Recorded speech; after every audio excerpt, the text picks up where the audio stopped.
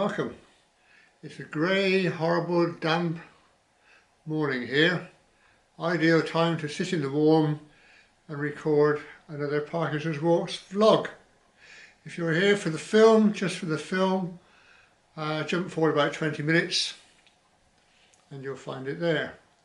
Meanwhile, the rest of us are going to look at the comments that came out of the last two films, the additional knowledge that you all shared with us. Brilliant stuff, brilliant.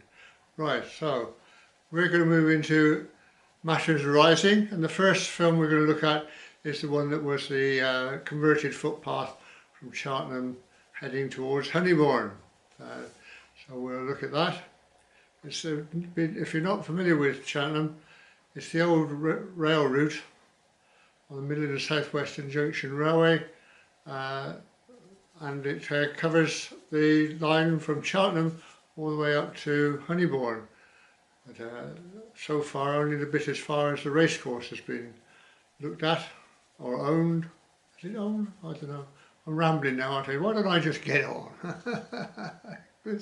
Thank you. Barry, when I lived in Cheltenham, he says, I always thought what a pity that the station was so far out of town. Well, that's typical railways, mind you. Now I know that there were stations actually in Cheltenham and a few halts, so the town was better served. Yep. Yeah, Marlon has a account for us on that later on. It's amazing, really. West Country Wanderings then, our Paul. He goes filming all over the West Country and giving you information that you'll find hard to research for yourself, because Paul seems to have secret sources. You certainly get a lot from somewhere. And he said we had a rare, beautiful sunny day yesterday. Really nice to be out and about. And he said, I so agree with Marilyn about cyclists needing to ring their bells on pass, and especially towpaths. Yeah, this is something that came up a few films ago.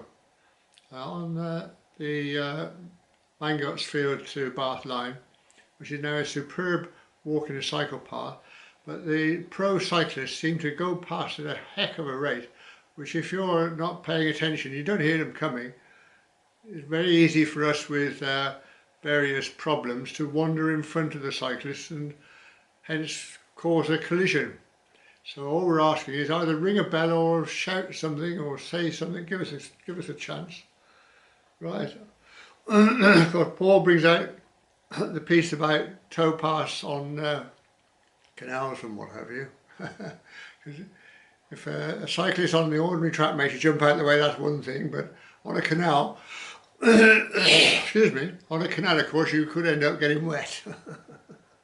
Very true. Donny says, I visited bits of this whilst walking around Cheltenham, but never tied it all together as such. He said, there are so many architectural and topographical distractions that take my attention along the way. Yeah, well, Cheltenham, of course, is historic in its own right, isn't it? So, yes, easy to get waylaid there, Barry. Donny? Trev. Trev, well, I don't know what to say about Trev on this. If you look at his comment, it's, where does he get the information from? It's amazing. Right. He says, good evening, thank you for today's film. That was a short day. Cheltenham certainly had its share of railway stations, but unlike other towns which had a proliferation of stations due to many different railway companies, all wanted to get a foothold into them, there were originally only two serving Cheltenham. And then Trev goes on to tell you all of you need to know about anything in Cheltenham. If you live anywhere in or near this area, excuse me, and you read Trev's comment, then you'll find there's a good reason to come and start hunting. Yeah, thanks Trev. James Weeks. James Weeks from Toronto in Canada, our beloved physics teacher. Good old James. And of course the mascot, mascot. Morning, Sumai. James says, frequently I have the desire to go back in time and give my younger self a good slap.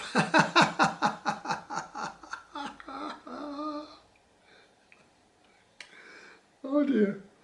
How could I have missed that trail in Cheltenham, he says, when I worked there? Oh dear.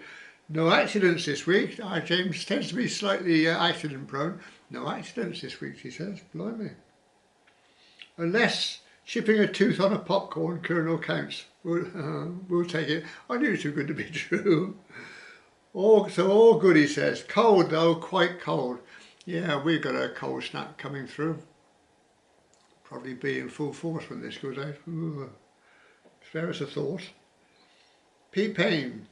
All the work that went into building these lines, but now just footpaths. Yeah, when they were graded and surveyed and built and the rails laid and maintenance, now they're just a footpath.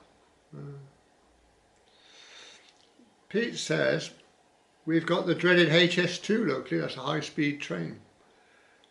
I wonder when that will be finished. Oh yes, if you're not in this country and you've not heard about the HS2, it's a nightmare. It's our only attempt to get modernisation on the railway, and well, it's just running away with itself. And it's billions and billions are being pumped into it. The government don't know whether to let it go or kill it or what to do with it, I don't think. They've already chopped about a third of it off. Oh well. We don't want to go down there, do we, folks? No, we don't know. Engage on a shelf. Simon. Of course, Simon on his engage on a shelf. He's getting on well with it now. He's actually got rolling stock running around. Started ballasting a week or so ago. Amazing, amazing. He says, good morning, that's one of my favourite walks. Oh yeah. Of course, Simon is the resident rain god here. Wherever Simon goes, the rain follows him. He says, as to being the rain god, well, have you know, I wrote a book about it, 50 Shades of Grey. 50 Shades? Which is my sky colour, not that other book, which is such an imposter. I see. Ah, right. Well done, Simon. Simon poses another question later on. Stick with us. Michael from Poland. Greetings from Poland. This Friday morning, he says, as far as the weather goes here, is much nearer spring than winter. Oh, well done, Michael. I'm not quite sure where we are. I don't think we can say goodbye to winter just yet. Tomorrow, he said, which is the 1st of February, a 2-week winter holiday starts in my part of Poland. Schools shut, universities closed, which consequently means all my immediate neighbours are off skiing, snowboarding, and ice skating, etc. Wow. You stay at home, Michael. You've seen enough visits to hospitals just lately. You don't need that. Malcolm Richardson. So at least Cheltenham now has 2 stations, yeah. One normal railway and one heritage railway. And a foot and cycleway, not quite connecting the two. Yeah, that is an issue, isn't it? It would be nice if they could improve access at the racecourse end so that the cycle footway passed through the tunnel towards the station. Well, that would solve the problem of crossing that blessed main road, wouldn't it? If you could duck it down and through the tunnel. Yeah, what a good idea. Yeah, brilliant. Malcolm, let's hope somebody with influence reads this, or watches this, or listens to this, whatever you want to call it. David. David from Spain. Morning, Ronnie says, I knew you couldn't be trusted. So I attended to matters discharging before switching on. This follows a thread where the sound of running water tends to have a rather adverse effect on the older ones in our population. They have to dive for the loo. Yes. And, I unfortunately played a little bit last week, which was purely accidental, David. Oh, I didn't mean to do it, honestly. No wonder he writes, I knew you couldn't be trusted. Oh dear. I had an expected trip to hospital this week. This is in conjunction with David's kidney stone, which as this goes out, David's just had a final visit, I think, to attend to plumbing, as he puts it. Yeah. Right, but this one, he said, it wasn't much fun, but okay now. It was snowing as I travelled down the hill to get there, and the clouds were rising as I made my way back later in the day, giving a wonderful view of snow on the mountains. Yeah, best place for it, David. It's nice to look at, not always nice when you have to cope with it. Yeah, well done. Marilyn says, morning Rob. Back on mornings again now. Thanks for the Friday morning treat. Oh, that's kind of you, Marilyn, thank you. But Marilyn is the virtual Parkinson's Walks family. She takes on the role of the elder sister. Does a good job of it too. I have worked out that Cheltenham had which is a relatively small town, had 7 stations. Yeah, we mentioned that earlier on, didn't we? Was it Barry? To say he's got 2? Actually, if you count halts and various bits in and close to Cheltenham, it had 7. Amazing, isn't it? She says Leicester are even more. And now it's only got 1 that isn't very convenient for the centre and the visitors. No, well, so many railway stations are built where it's convenient for the railway, not the customer, isn't it? We meet that time and time again.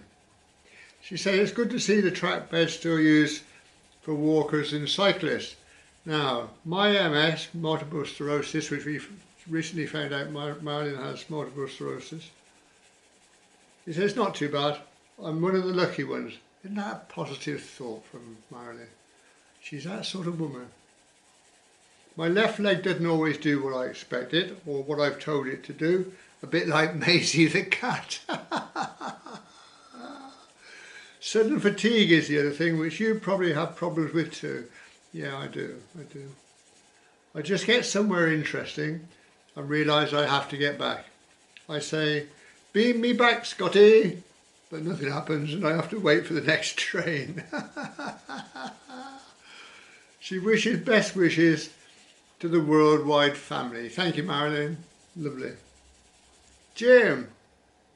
Hi, Jim from New Zealand. You've watched too many soap operas, he says, with inevitable cliffhangers to keep viewers interested. Yes, that was part 1 of the Cheltenham to Honeybourne. Part 2 coming up in a few minutes' time. Jim wasn't keen on that idea. Really, if you've got a long film, it can be better to break it up because it's a bit daunting when you're facing a great big long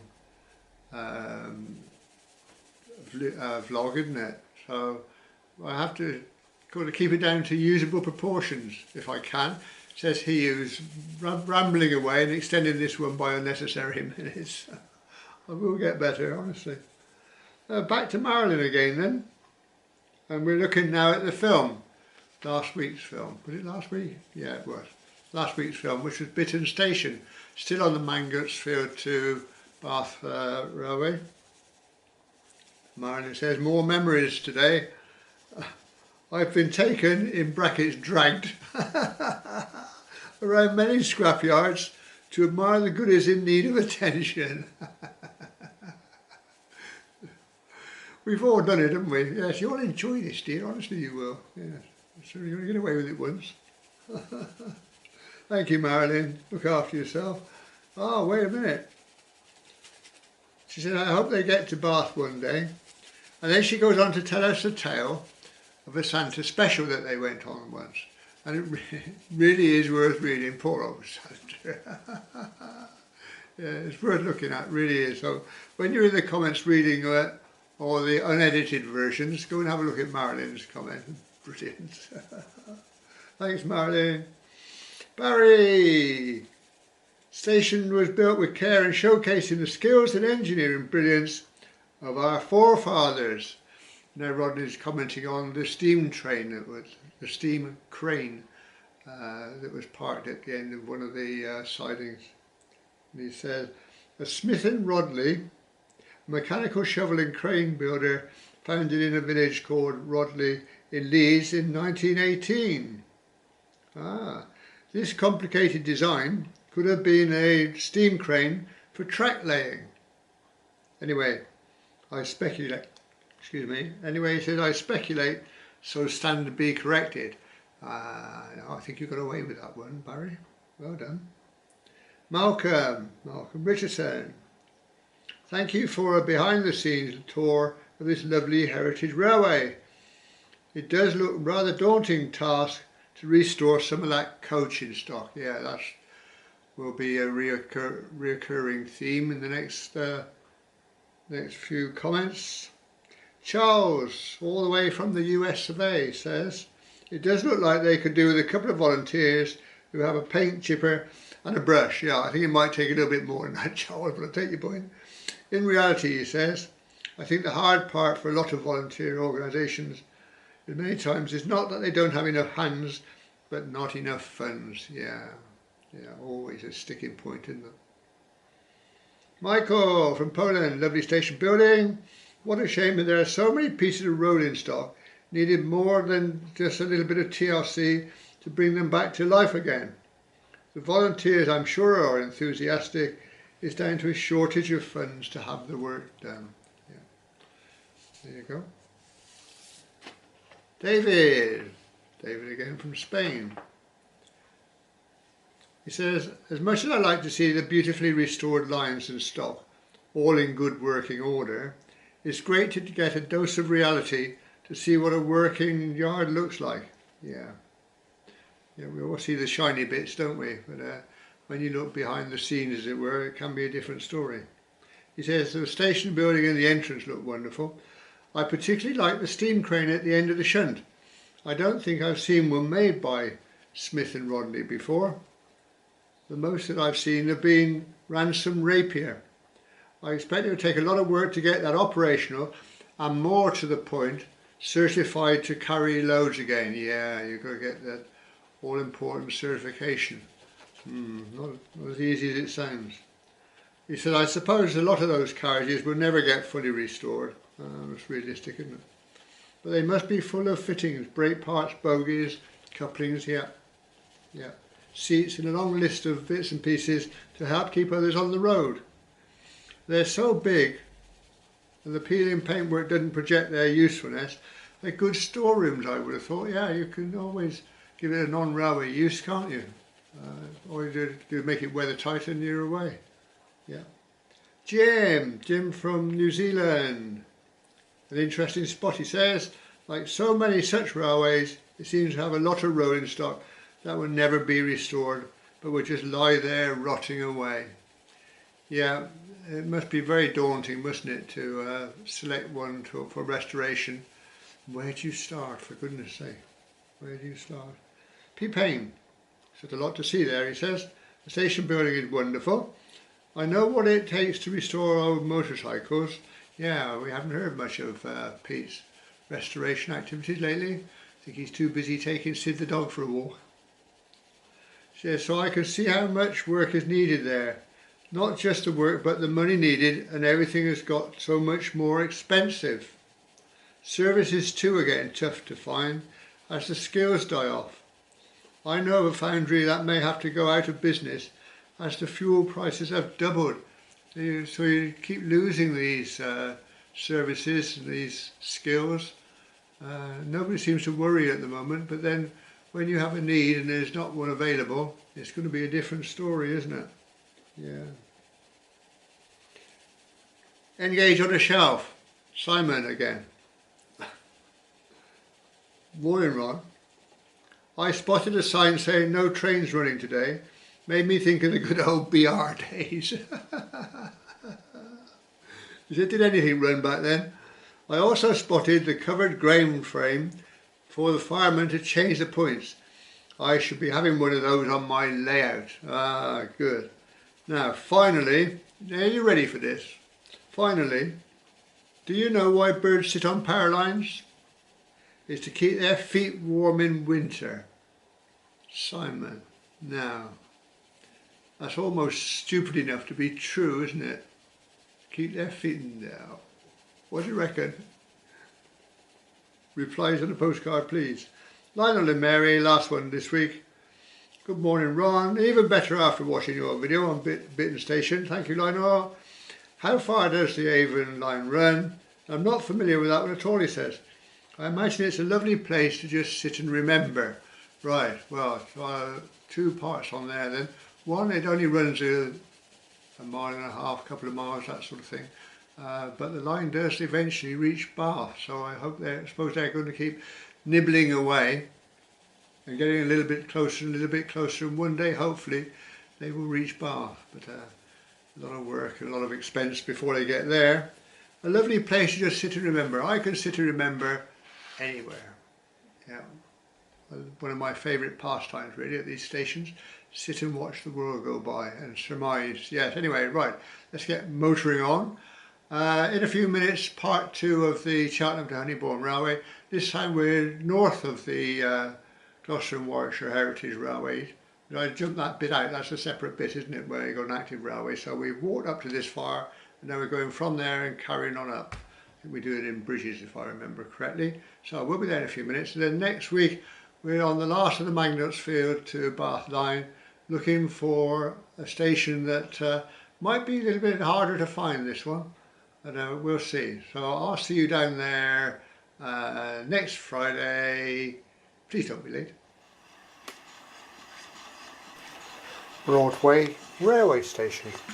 Closed in the 1960s, just reopened again by the Gloucestershire Warwickshire Heritage Railway, and this is now their terminus.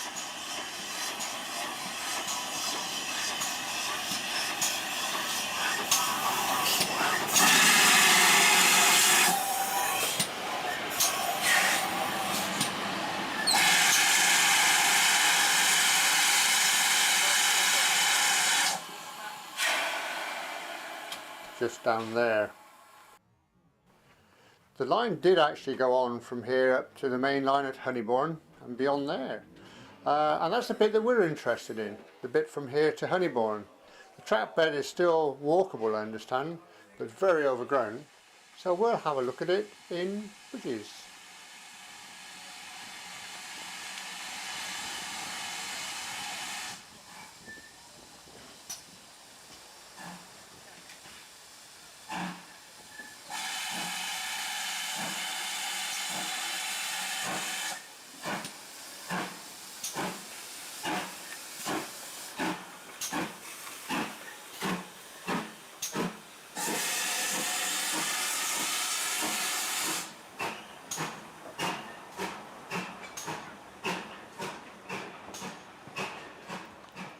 Right, I need you to cut me some slack here, because this is rather an old map. They're very expensive, you know. We're looking at the section here from Broadway Station, that's actually Broadway there, that's the station, up to Honeybourne. And we're going to do it in bridges. So we're going to do it in 7 bridges. 1 there, 2, but that one does not actually shown on the map because there's now a new road there. 3, 4, 5, 6 and 7. Let's go have a look, see what we can see. Our first chance of a look at the track. Our vantage point is going to be from this bridge. This is bridge 1. This is actually an accommodation bridge built by the railway to allow the farmer to access his fields on either side of the track without actually walking on the track. The fence there shows the limit of how far the railway's got so far. Broadway Station in the background. Then looking north, a certain amount of clearing has been taken place by the look of it, which is quite good. I don't think it's that clear all the way to Honeybourne. See if we can have a look. Can't say whether this ballast is original ballast or what the GWR have put here since. The drain cover is obviously a modern adaptation. Let's see what it looks like up here. Typical GWR wooden fence post there, look, made from cut up old sleepers.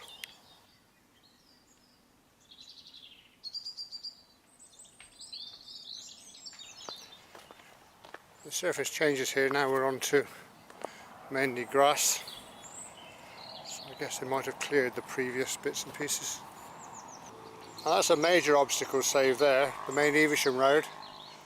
Had they decided to fill it in to put the road there, the railway had closed a long time before, or had they decided not to put a bridge, this would have been a major obstacle. But as it is, that's good forethought. This then is bridge 2, the one not shown on the old map, and actually under the bridge, the ballast here. is much more industrial and I think more likely to have been original.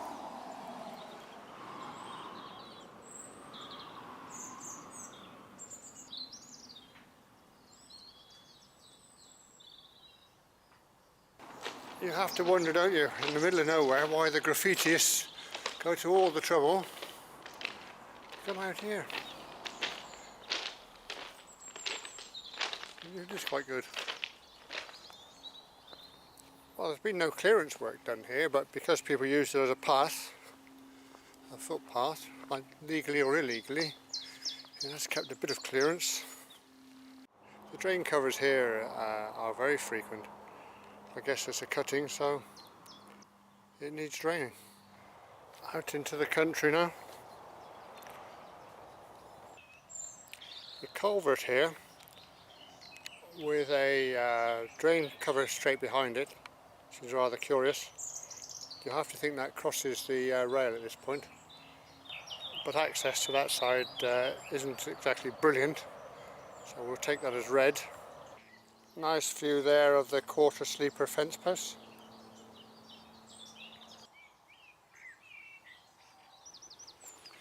And then here we've got another culvert. A much more substantial job, this one.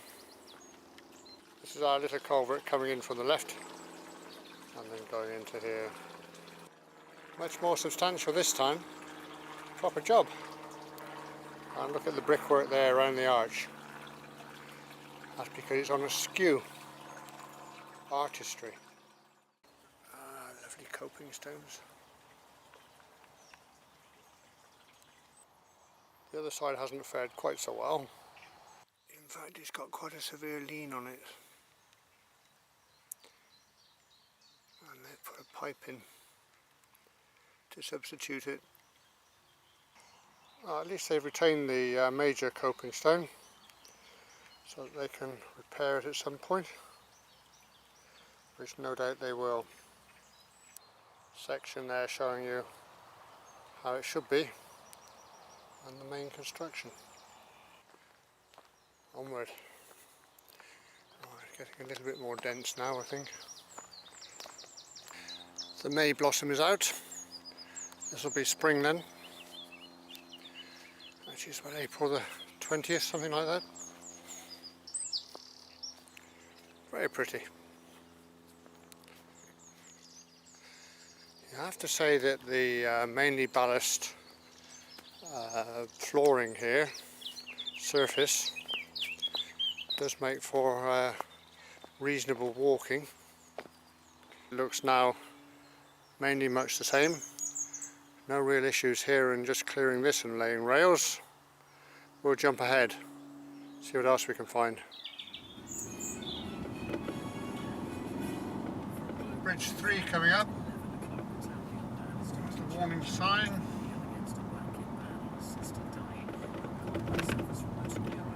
And here it is in all its glory.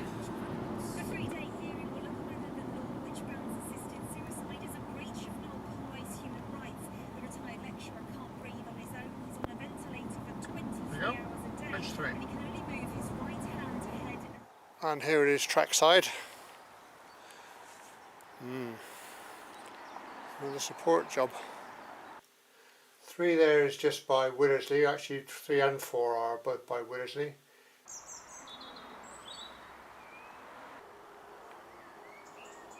It doesn't look that bad actually, does it? Beautiful blue brick construction. But again, it's the steelwork that's let it down. And the track bed continues.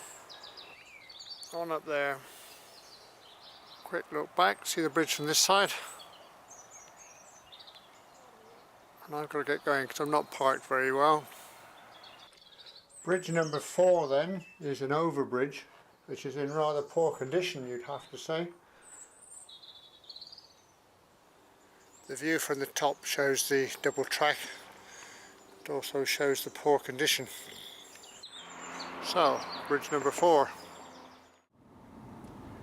Beautiful little Willersley. Home of bridge number 4. Complete with village pond on the left. That's a great track. 5 is right by Western Subedge, and they actually had a station there. Hope we can see something. Just a short hop then to bridge number 6, and number 7 is just before the railway jumps underneath the main line. There's the main line which goes to Worcester, Hereford, Birmingham that way, Oxford this way. Up next, home of bridge number 5, is Western Subedge.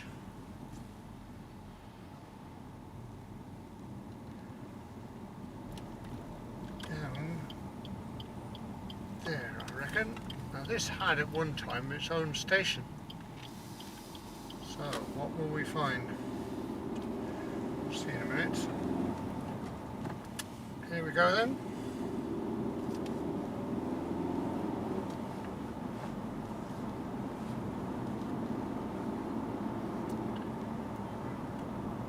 Look in the best of condition, does it?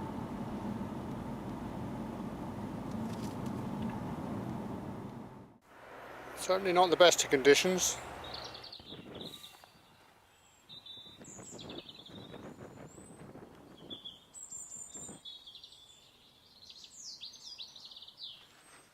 If we peer over the other side, you'd have to say that that cleared area there, just to the right of the track, stands a very good chance of being the site of Western Subedge Station, I reckon.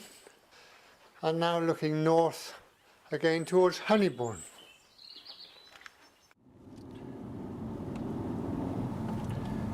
And here we are, bridge number 6.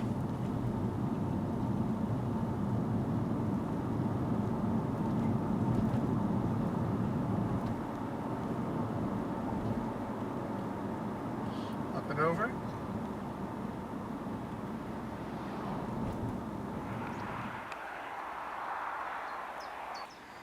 Quite an angle to the track bed here.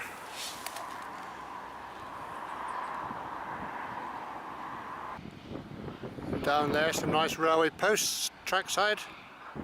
Plenty of ballast left. Then on the other side you can see the abutment and just about a footpath through there. Pity about the tree. On its way quite close to Honeybourne now. One bridge to go. Finally, kind of out in the country in the middle of nowhere, bridge number 7.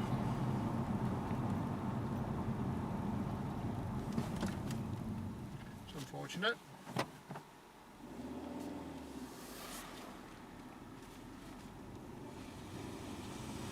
Or fortunate, depending on your point of view. Except it's not really the last bridge, because that is, although that's over the main line. So I suppose the rail company's Network Rail takes care of that one. View down the track bed.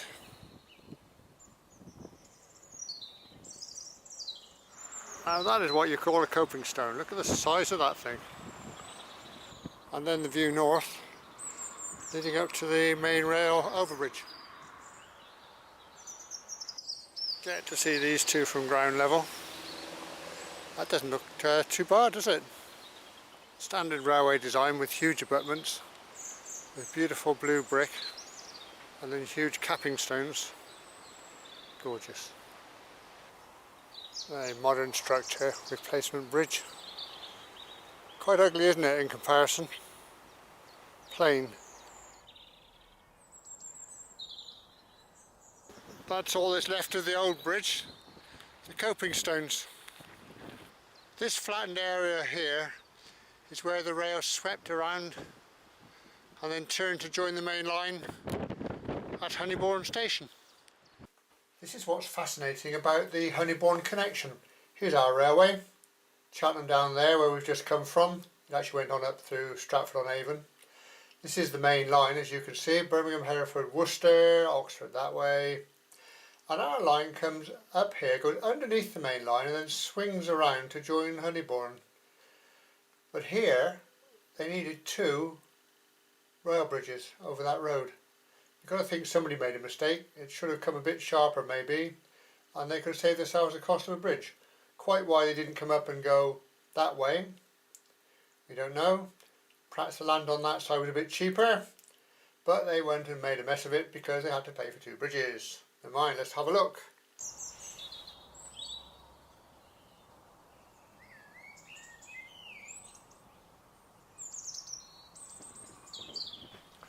Well, that's heading for Honeybourne, and so are we. And this is Honeybourne.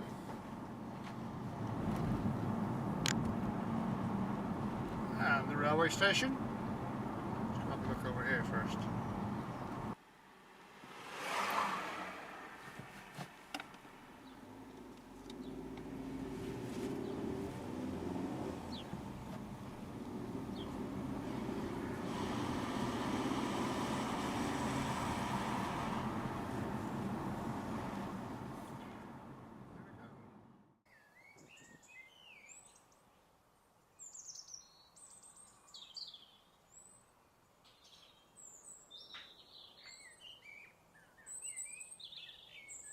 So that's where we've just come from then. That's where the railway would join. Think back to all the beautiful entrances that were built during the Victorian times for the railways. This is what we're down to now. Functional.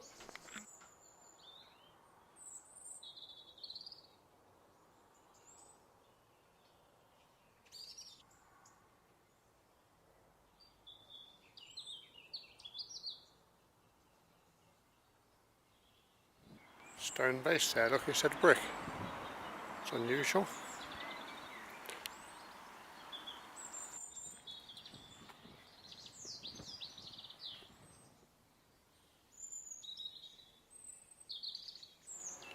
That's a nice touch.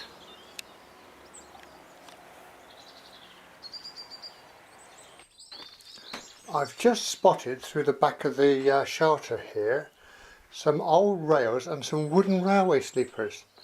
I reckon that those are the original rails and sleepers from our railway, and that explains why the rails have to go underneath the main line to get to this side of the platform. What's the chances?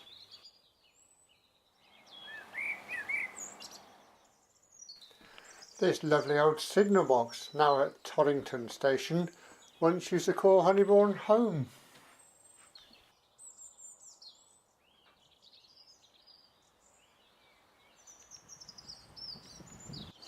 Right, what we got? Honeybourne. What?